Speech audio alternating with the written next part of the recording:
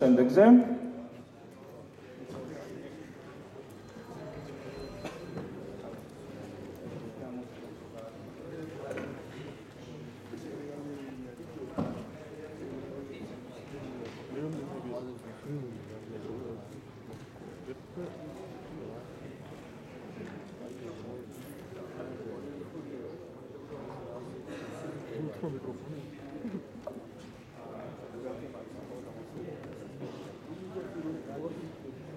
მოგესალმებით, ჩვენს პროექტს ქვია გასწყობინება. იდეა გაგვიჩნდა შემდეგნაირად. ჩვენ ერთ-ერთ ნაცნობს მუდმივად აწუხებს შიში, რომ სამსახური და სახლში დაბრუნებულ სახლი დახტება ბუნებრივი აირით სავსე. რომ დავფიქრდით ეს პრობლემა მარტო მას კი არა, სხვებსაც შეეხებათ, სხვებსაც აწუხებს და გაცილებით ფართო მასშტაბებისაა.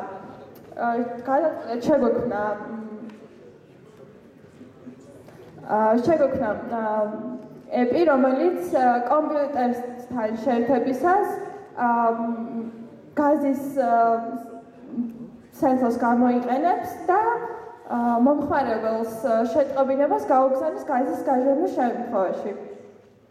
ლაშა მოგიყვებით ახლა როგორ მუშაობს ეს?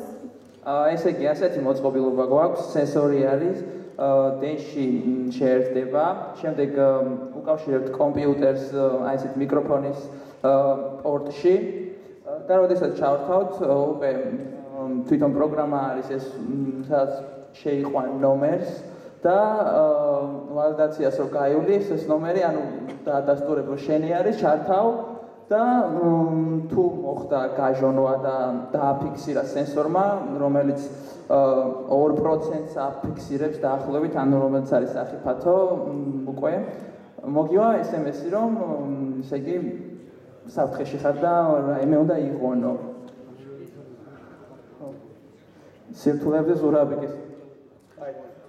რაც შეეხება სირთულეებს, ერთ-ერთი ყველაზე მთავარი და გადამწყვეტი სირთულე, რაც იყო აი ამ პროექტის კეთებაში, იყო კომპიუტერისთვის გაგზავნა სიგნალის და აი გაგზავნილი სიგნალის მაჩვენებელი, რა სახით უნდა გაგვეგზავნა, იმიტომ რომ 220 ვოლტზე მუშაობს ეს სენსორი და 220 ვოლტი რო კომპიუტერში შევუშვათ, კარგი არაფერი არ დაემართება ამას.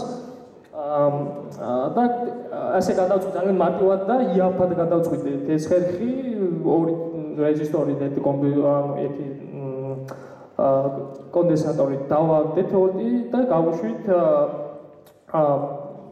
მიკროფონის პორტში და შემდეგი პრობლემა იყო მის ამ სიგნალის უკვე მის მოსული სიგნალის დაფიქსირება, თუმცა სირთულით იმაზე რთული პირველ პრობლემაზე რთული ნამდვილად არ იყო და მარტივად გადავჭედით, აღვაქმევინეთ. გამოყენება ისმეთ მოწყობილობას გამოიყენებს ის, ვისაც აქვს ტელეფონი, აქვს ინტერნეტი, აქვს კომპიუტერი და უბრალოდ მოიხმარს ტელეფონს, ანუ რა თქმა უნდა გამოიყენებს ყველა, ვისაც უნდა თავი იხსნოს უსაფრთხოდ და დემონსტრაციისთვის განახებთ ახლა ამ ლეპტოპზე, აქ გვაქვს პროგრამა და რაღაც 15 წამი მაქსიმუმ. აი თუ გინდა დემონსტრაციას განახებთ, თუ კარგი. აი, მადლობა გონ გასყობინებას, ვიწყებთ მეორე განყოფილებას. Perfect parking. ამოვიდეს perfect parking. მოემზადოს Max Lab